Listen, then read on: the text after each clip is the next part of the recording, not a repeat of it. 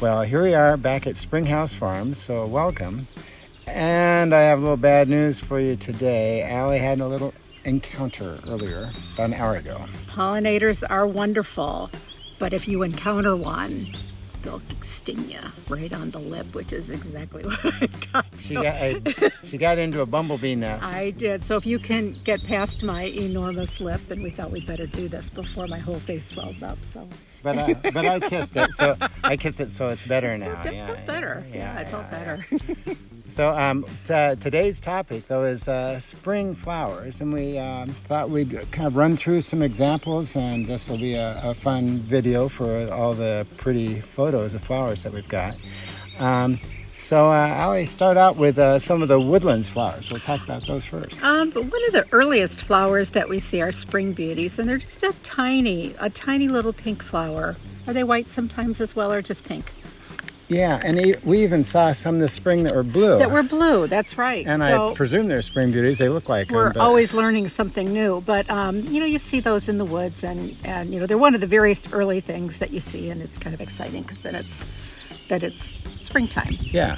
And then another one of my favorites are the redbuds. And everybody loves redbuds. Yeah, it seems like here in Virginia they're so prominent, and we just love them, and they form tunnels, and it's just a wonderful thing. So. Yeah, along the roadsides, they're so nice to drive by.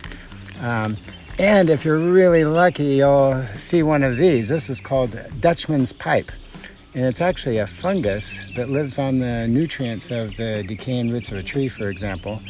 And because it lives on the nutrients of the tree root, it doesn't need any chlorophyll. That's why it's just a white thing. But it's really a bizarre looking plant. Mm-hmm. Yeah. Another thing that is another favorite of ours are Virginia bluebells, and we have tried to bring those from other places that we have found locally, and we've planted them on the farm, and we have some down by the creek, and I think that's the ones that you're showing here, and I've tried to get little parts of it and put them up in the gardens too because they're so beautiful.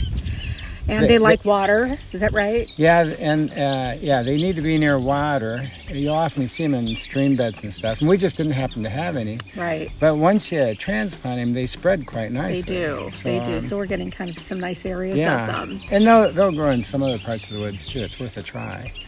And then another thing what we see along the roadside on our property is columbine, which they're beautiful. They're fun to look at close because they're really complex. Yeah. And we see mainly the kind of orangish ones. Yeah.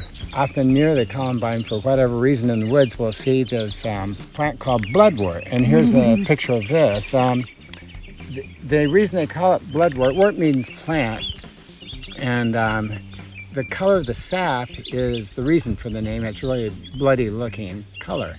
And the genus name is sanguinaria, which means bloody in Latin. The blooms appear before the foliage during the spring. So you just see these blooms coming out of the ground.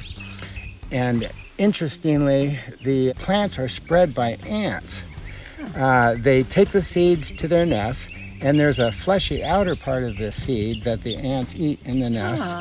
And then the seeds germinate in the ant nest and make new plants. Another interesting fact is that bloodwort produces toxic alkaloids, and these can cause tissue damage if it's put on the skin. So you don't want to have that bloody stuff get on your skin. They used to think that you could actually treat skin cancers with it, but it didn't work. It basically just caused scarring from the tissue damage.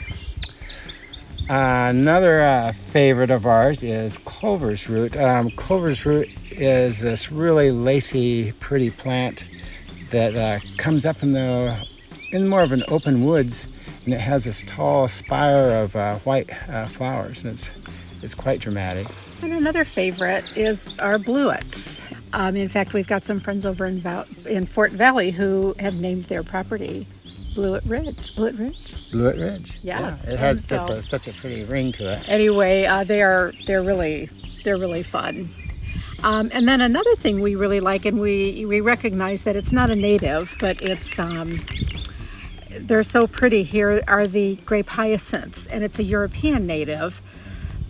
but it's not invasive here, but that's what you see. Sometimes you drive along and you see a great big patch of it, and we wish we had a great big patch. We don't quite yet, but we're working on it. Yeah. So. Yeah. And speaking of non-natives, one of my favorite non-natives for the early spring is Dame's Rocket. And this comes up in the woodland edges primarily. And Dame's Rocket, you've all seen it. It's a real kind of taller purple species. Kind of violet, yeah. Yeah, it looks violet. It's actually one of the earliest spring plants that you generally see. What's unique about it, though, is it has 4 petals on the flowers. Now, you've also probably seen Woodland Phlox. In fact, that was one of my grandmother's favorite flowers is Woodland Phlox. And that's different from Dame's Rocket in that has 5 petals. So it's another name for Woodland Phlox is Sweet William. And so here's a picture of Woodland Phlox. Let's see that. So 4 petals versus 5 petals. Let's take that at the nursery to plant that in the garden too. Sweet William. Okay. Now this is kind of a unique woodland plant, May apples. And I've always had an intrigue for May apples, and I think this comes from my grandmother also. And they look like these little umbrellas, and it just makes you want to be a little mouse running through the woods with these umbrellas all over. But they have these fruits underneath the umbrellas. There's a little white flower that hangs down, but then it turns into this fruit. And something I found out was that box turtles love the fruits. It's probably because that's one of the few fruits that box turtles can actually reach. So that a little discussion of some of our favorite woodland flowers.